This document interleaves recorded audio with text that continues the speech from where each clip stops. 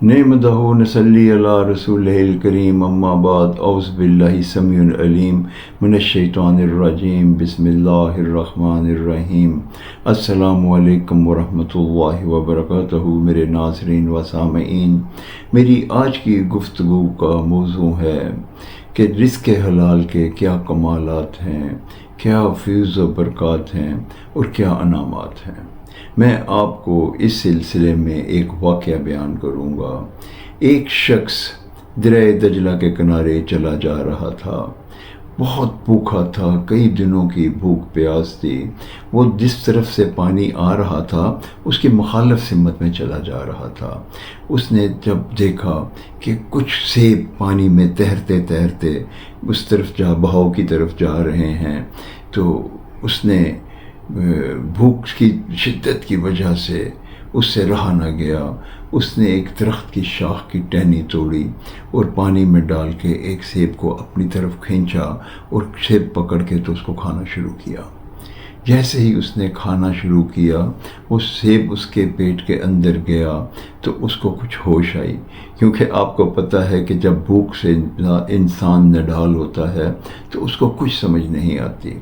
उसने सोचा, यार इस सेब से मेरा क्या ताल्लुक है, ये सेब तो मेरा नहीं था, ये न जाने किसका सेब है, मैंने ये क्यों खा लिया, ये मेरे लिए हलाल भी है या हराम है।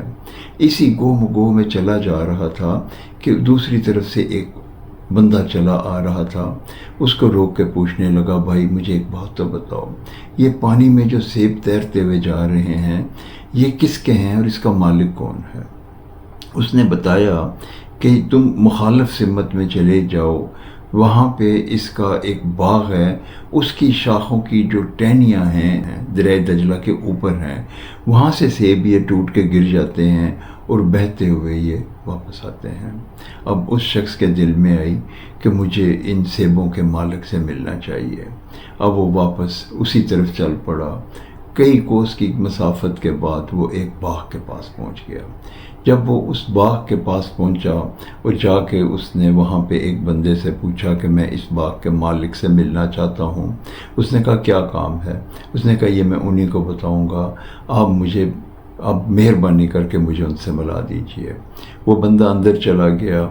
जब मालिक को लेके वो बाहर आया तो ये कहने लगा, सरकार मेरे से एक बहुत बड़ी गलती हो गई, आप मुझे जो सज़ाएं देना चाहती हैं दे दीजिए।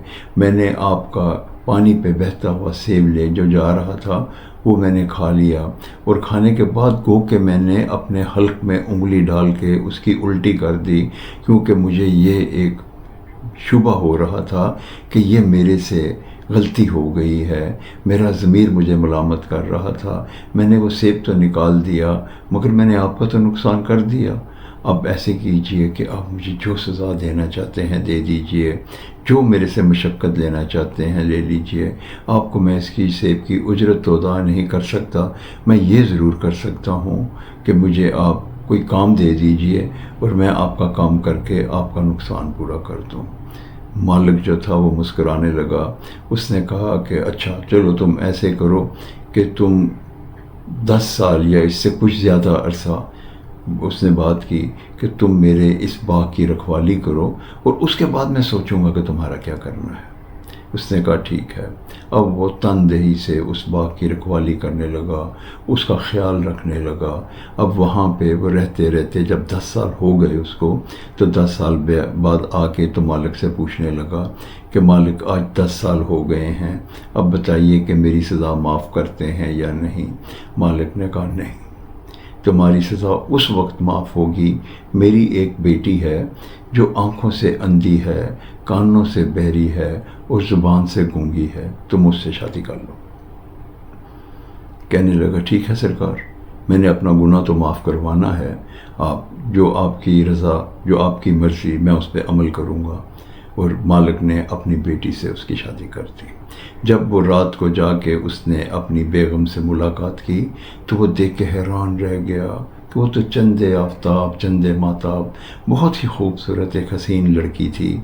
उसने सुबह आके तो मालिक से कहा, मालिक आपने तो ये कहा था कि वो गूंगी है, बहरी है, अंधी है, वो तो माशाल्लाह बहुत हसीन बच्ची है, مالک کہنے لگا برخوردار وہ اندھی اس لیے ہے کہ اس نے آج تک کسی نامحرم کو نہیں دیکھا، وہ بہری اس لیے ہے کہ اس نے کبھی کسی نامحرم سے گفتگو نہیں سنی، اور نہ ہی اس نے کبھی کسی غیر لوگوں سے، غیر مردوں سے، نامحرموں سے بات کی، اس لیے وہ گونگی ہے۔ تو یہ دیکھیے اللہ تعالیٰ کا کمال کہ جب ماں باپ اتنے نیک اور پوائس اور اتنے عبادت گزار اور اس طرح کے ہوں گے تو پھر اولاد کیسی ہوگی؟ اللہ رب العزت نے انہیں ایک بیٹا دیا، اور اس بیٹے کا نام ہے سید شیخ عبد القادر جیلانی رحمۃ اللہ علیہ۔ یہ اس چیز سے ہمیں یہ نتیجہ ملتا ہے کہ اگر ہم لوگ بھی اپنے آپ کو سنوار لیں، ہم اور ہماری اہل خانہ نیکی کی راہ میں چلیں، اور جو ہمارے بچے ہوں گے وہ اللہ کے کرم سے وہ بھی اللہ کے ولی ہی ہوں گے۔ اللہ تعالی ہم سب کو اچھائی کی طرف آنے اور برائیوں سے دور ہونے کی توفیق عطا فرمائے، آمین یا رب العالمین۔ السلام علیکم ورحمۃ اللہ وبرکاتہ۔